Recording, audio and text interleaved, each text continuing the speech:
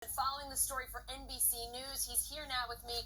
John, what specifically are we talking about when people hear Amazon teaming up with police? I think they really want to understand what's going on.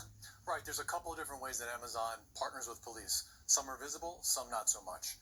The visible ways, the ones that are more consumer oriented, if you will, are things like the Ring cameras that people put on their doorsteps and record.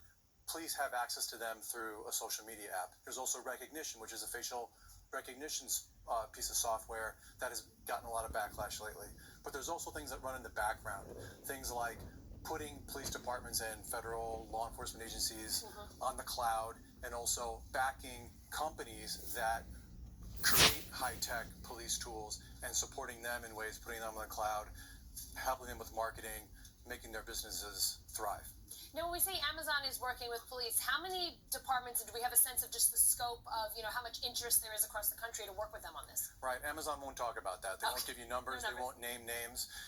Reporting on it is you just go by word of mouth and try to figure it out as you go. But generally speaking, it's a growing network, if you will, of partnerships.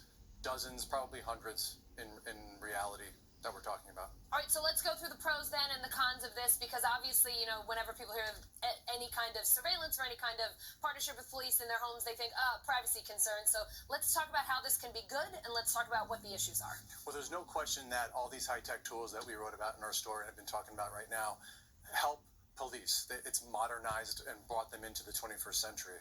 But at the same time, researchers say that there isn't enough known about a lot of the AI tools to understand whether it's going to negatively affect communities, contribute to over-policing in certain communities, targeting people inadvertently, and also there's just the general sense that it's going to help expand government surveillance of the public. I know Amazon